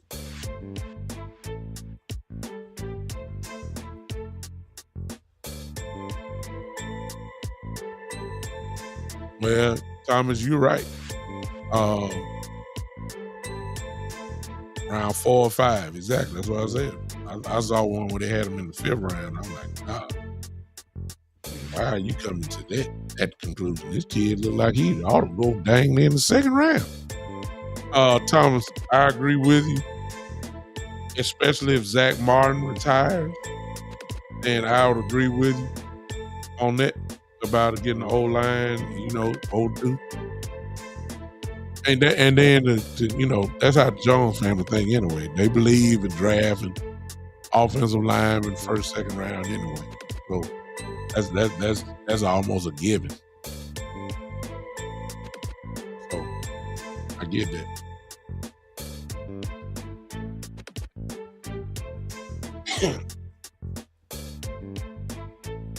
Yeah, because you at Ty Church, you're absolutely right.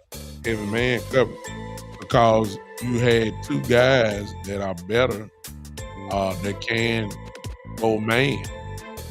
Higgs and Bland could go man. They're actually great at it. But,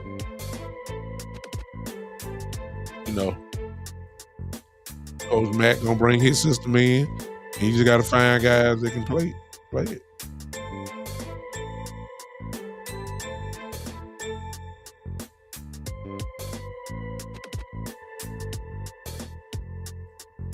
Say Simmons is more polished than Banks and Campbell. He definitely needs to look. Where they have him projected to go, JD? See, at 12, I doubt the Cowboys go best player available. It's just gonna be interesting to see how they board is built. Why everybody loving Genty. Genty could be fourth on their board, and they decrease some guys may have an offensive lineman, the highest ranked person on their board.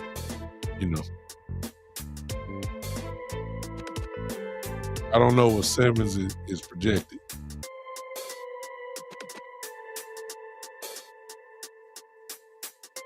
It's just at 12, it's just no way that the Cowboys can mess it up. If they go best player available, if they really are doing it, like they did with CD that year, and not drafting by need or whatever, it's just going to be interesting to see at 12 who they pick first. And as I said before, it's going to be interesting to see where they have Genty at on their board, even though we'll never know. But it'll be interesting to see where you really have it. JD said first round. You know how players move up and down, the boards and draft get closer. Yeah. Genty might be. No, Genty ain't going nowhere. Once these guys start having pro days and all that type of stuff, and of course the combine, some of these guys we talking about may even go higher. I wouldn't be surprised. So we got better clues now since we know who the coaches are or the leaders of we know who's gonna run the offense, we know who's gonna run the defense. Okay, we got that nice piece, that nice clue out of the way.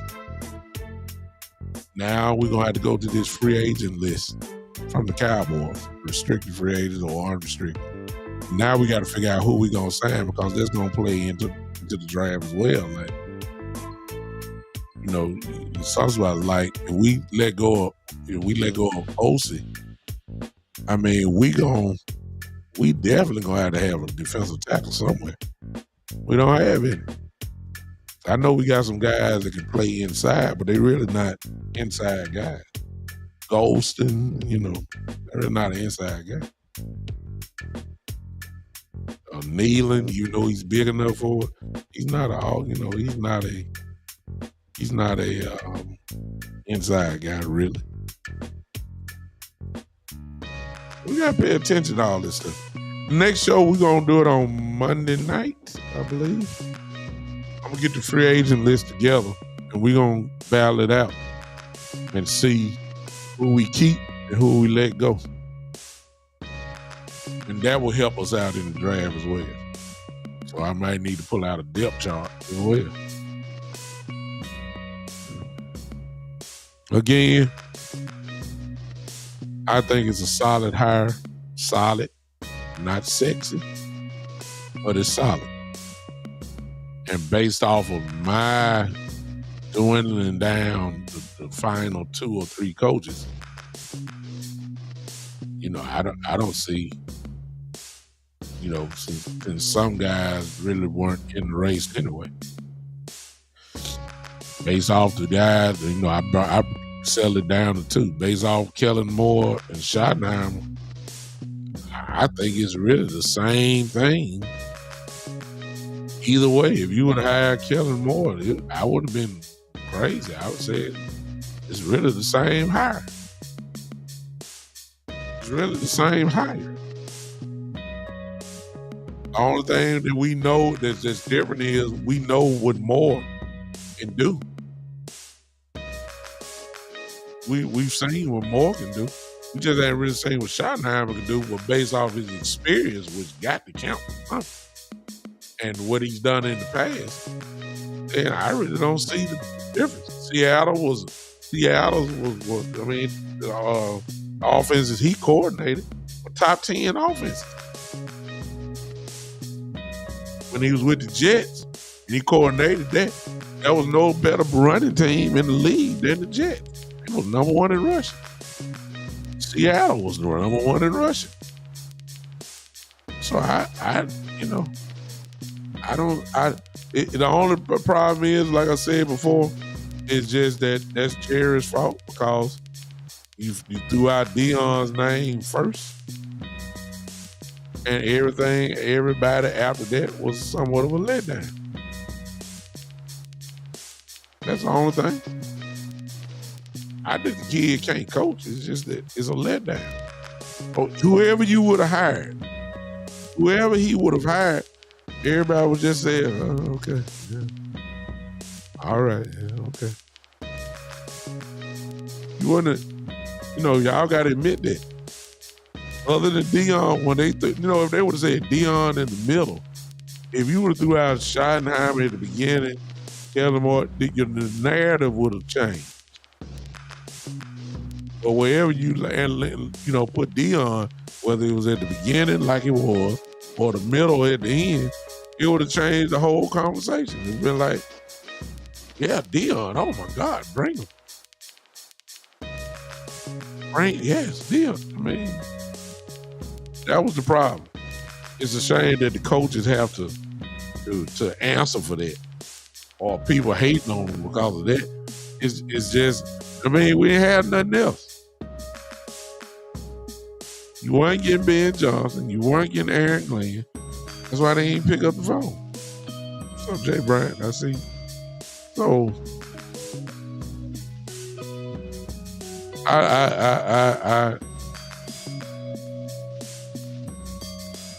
we do, JD, but what you want, depth, or do you want impact? See, that's where you need to answer that, JD. You just want a rotational guy. They can wait until 8-9 of free agents. Me too. Okay? But if you want impact at defensive tackle, the Cowboys ain't gonna be wanting to pay their price. And you know that. That's why I say the draft is going to be highly important. That's what they're gonna do. Exactly, Terry. And Terry is absolutely right. We do not get big name free agents. It just ain't our style. Because big name free agents equals paying big money. Stephen Jones ain't doing that. Since nobody acting like he'll do it. No, he won't. We know how the Jones family work when it comes to contract. They go get cheap as possible and hope that they're good. Hope you catch a little lightning in a bottle. That's what they do. That's what they do. All right, I ain't gonna do this long because I'm starting to get tired a little bit. I know how y'all are.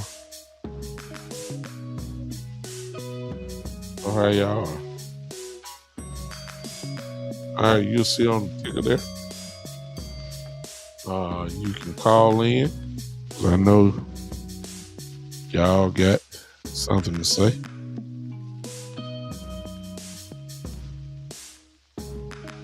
Call in line. It will be showing up on the ticker in just a second. 901. As you can see right there.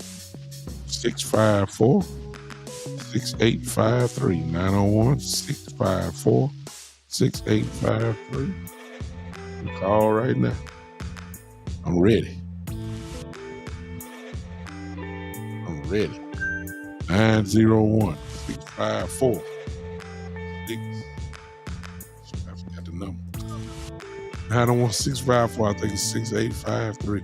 Look, if I called it wrong, it's right there. It'll be on the screen in just a second. Here it comes. 901 654 6853. While I'm waiting on that, listen, if you want to contribute to the podcast, become a member on YouTube, you can. I think it's that $ button there. You can become a member there where I don't ask for no crazy ideas. What it actually is whatever you want to give. It'll just come out of your card monthly. It's $1.99. Whatever you decide to give, there's no requirement. You can give, do that, just hit it. And become a member. Once you do that, I will put you into some of my guys that's in here now. I will put you in a group that I have.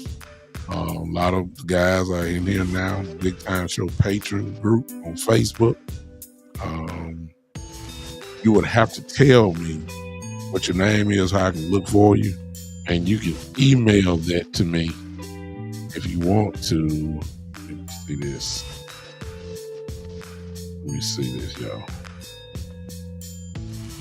If you decide to do that, do it. Just email me at this bigtimeshow3@gmail.com. If you want to become a member and you decide you want to do that, and you really don't have a Facebook account, so that if you have one, put you in this group that I'm in on Facebook where we just chat. Some things I say in there I don't say on the show. But you can join in by simply emailing me that and say that you did it. Join. I will know you joined or not. Just email me and just give me your Facebook name and I'll take it from there. Just if you want to do that. That's the way to do it. All right. Appreciate you. Ain't nobody called in, so I think I kind of just wanted to know my little opinion. Well, Joseph, he ready to go to bed. I think it's about 2 in the morning over there, something like that. We always appreciate you, Joe. All right.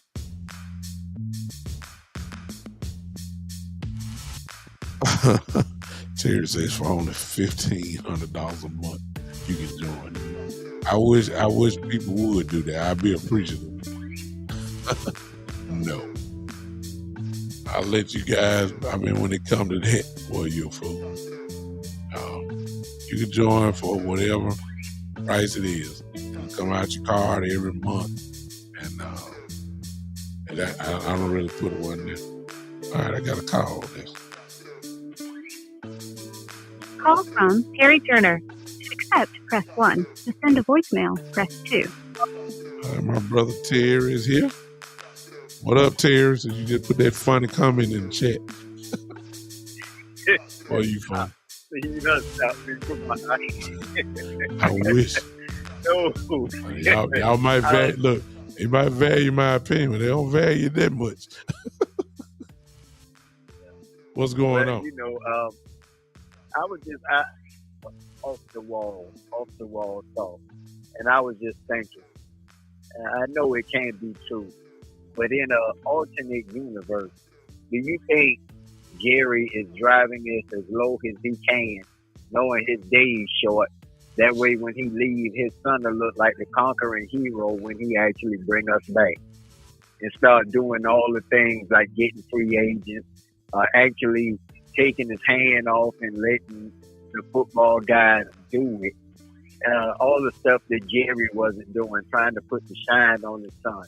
Sort of like what Ric Flair and them say, you had to shine him up before you put the belt on.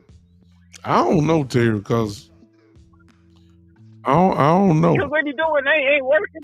Well, my only question would be, would Steven not act like his daddy and number one, give Will McClay officially the GM job? That's the first thing. See what I'm saying? I don't know how Steven is. I do know how Steven is when it comes to the money. And he ain't paying nothing. So that part I already know about. He believes in this. I just don't believe it. So, but I know Will from round your way up there in Memphis. Yeah. But I think Will that green thumb gone. Yeah. The last 2 first-round picks, Marzi Smith, the lowest-rated starter on our defense, and this year, Guyton, the lowest rated starter on our offense. Yeah. I'm sorry. Somebody else had said something earlier. I ain't gonna say, but he said something, and I went on ahead and I let it be known. That ain't a first round pick. No No. first round pick supposed to hit the ground running. Day one. When I think of first round picks, I don't care where Travis Hunter goes. That boy gonna shine. Yeah. That's a first round pick. Now, you got me thinking though, because I don't believe that the children agree with all what their father have done.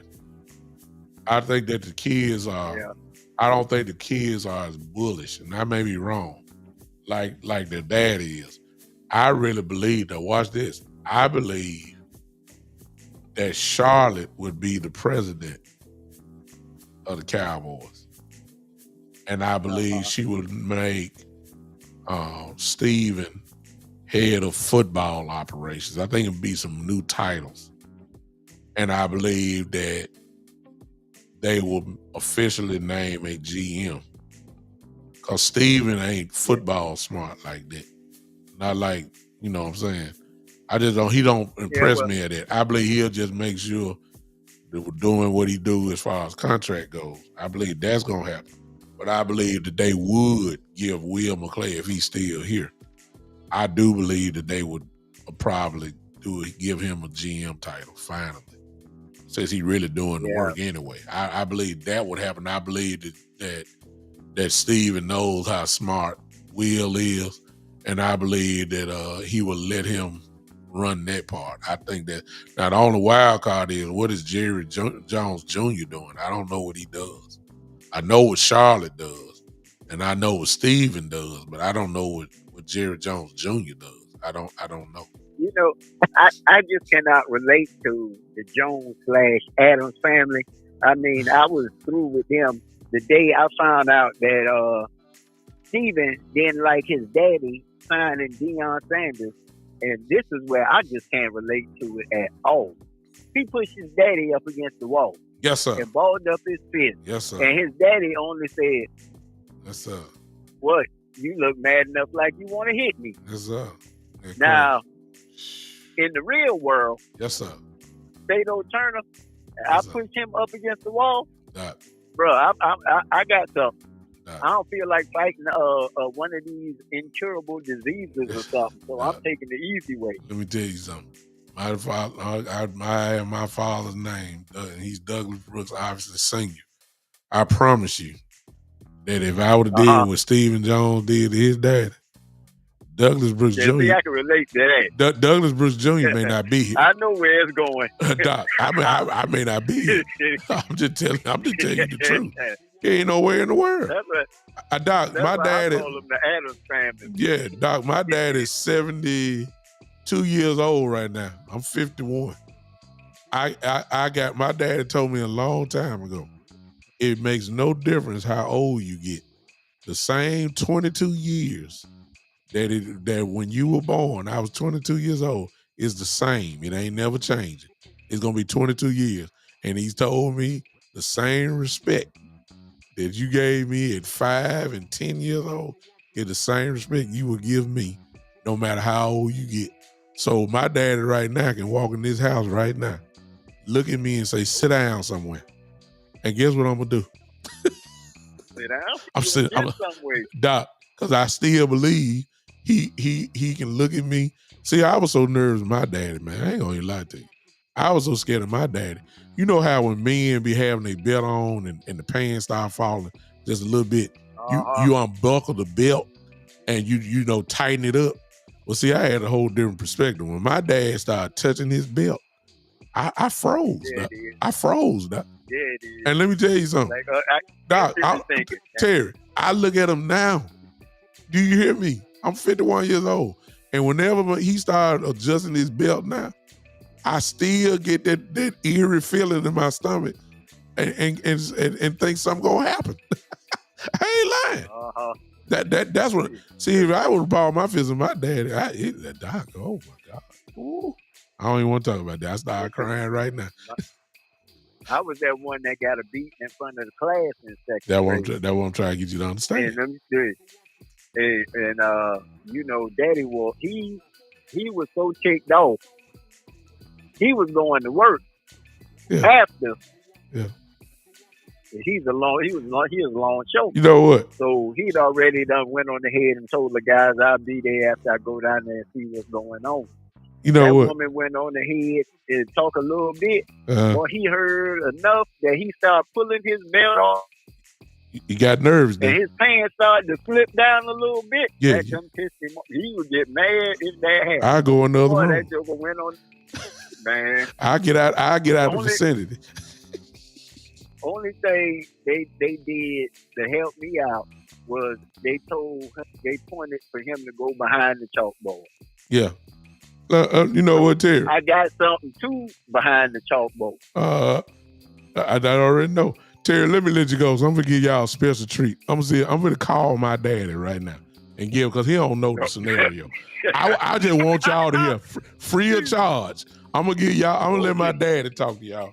And I just want to see. I'm gonna give him the scenario, and then I'm just gonna see what he gonna say. Y'all, I'm gonna hang up, Terry. I'm finna call him right now. Bye. All right, now. All right. Y'all think I'm lying? I'm scared. I'm still scared of this man. I'm gonna see if he gonna answer the phone. Let me call him right now. This will be classic. Let me see if he gonna answer. We'll close with this.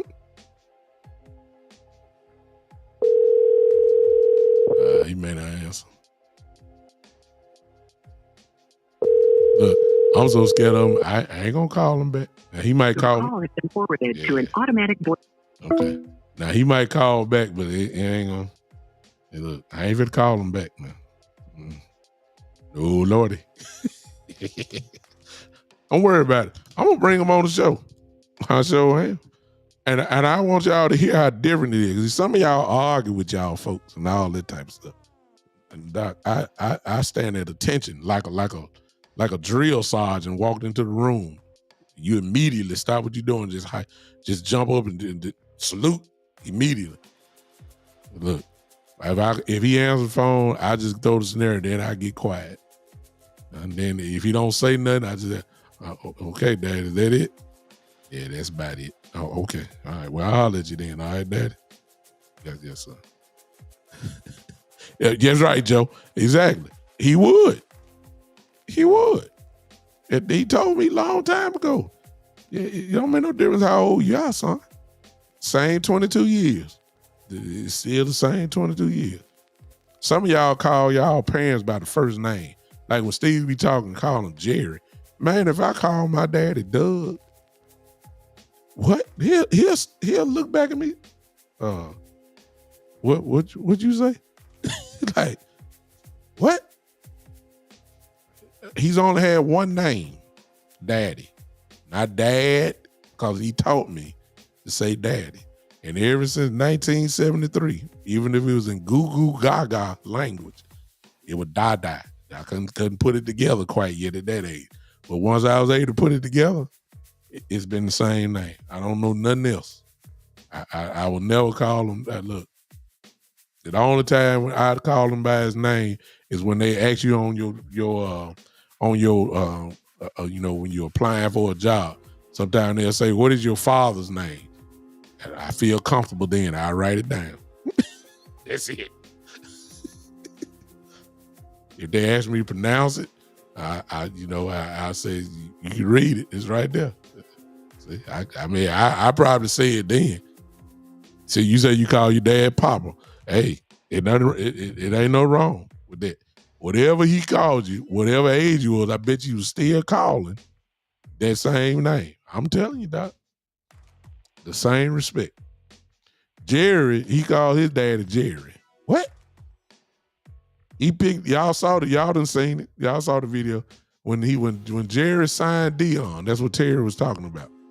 When Jerry signed Dion, he got so mad because he was working the cap then, got up out of his seat and with pure aggression, picked Jerry Jones, his father, out of the seat and slammed him against the wall. Like he was about to hit him, like you that mad. Jerry joking with it, man. You gonna what Jerry say? He said, you gonna hit me, Doc? I couldn't even walk toward my daddy. Are you crazy? I could. And forget the picking him up. I couldn't even, with aggression, just walking that way, stomping. I mean, what?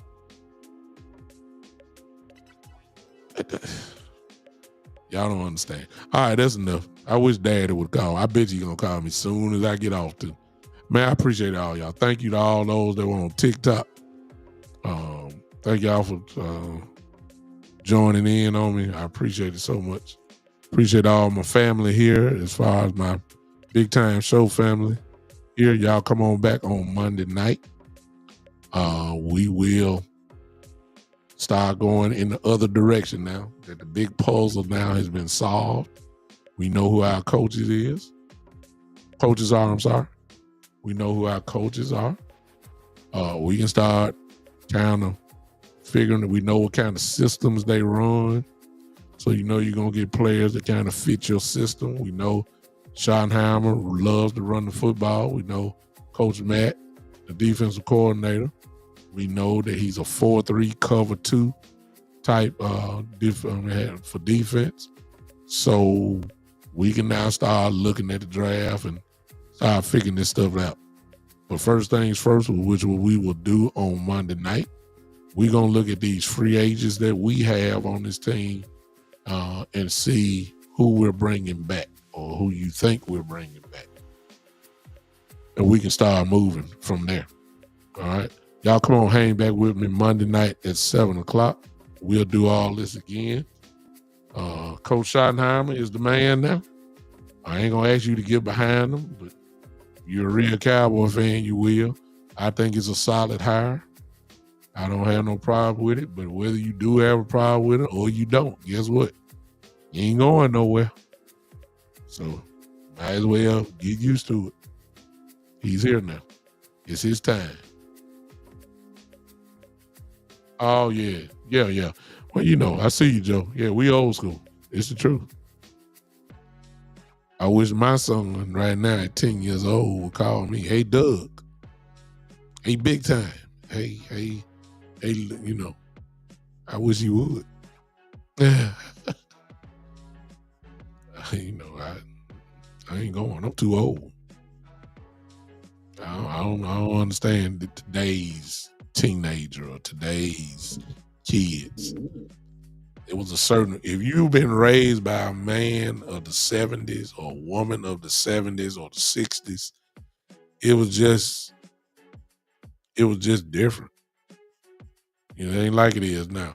And I'm not really trying to be racial here, but it's really the truth. If you were raised in the 50s or the 60s and you were a black man, you knew you couldn't be disrespectful because the fear of the parent was in the 50s and 60s and in the early 70s was that if you were disrespectful, the police don't care nothing about you, were going to put something on your tail if you were disrespectful to them. So the parents were hard and demanded respect, and they figured that if you do all right with respect with them, if you go somewhere, you going to yes, sir, and no, sir, and you going to yes, ma'am, and no, ma'am. You going to do all that then. Today, they just say, yeah. How you doing? I mean, do you understand? Yeah. Do you understand? No. You will say, excuse me. Yeah, I see it. Yeah. You just wait for yes, sir. These kids ain't built like that now. So credit to all of you that were raised like me.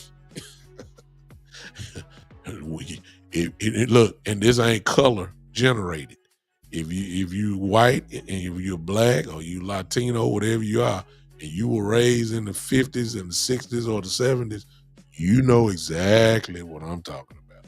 That was the way that we had to be raised. It's just no question. All right. Appreciate y'all. I'll see you guys Monday. For the one and the only. This has been. Let's go Cowboys and let's go Coach Schottenhimer. Let's get this stuff together. This has been the Big Time Show.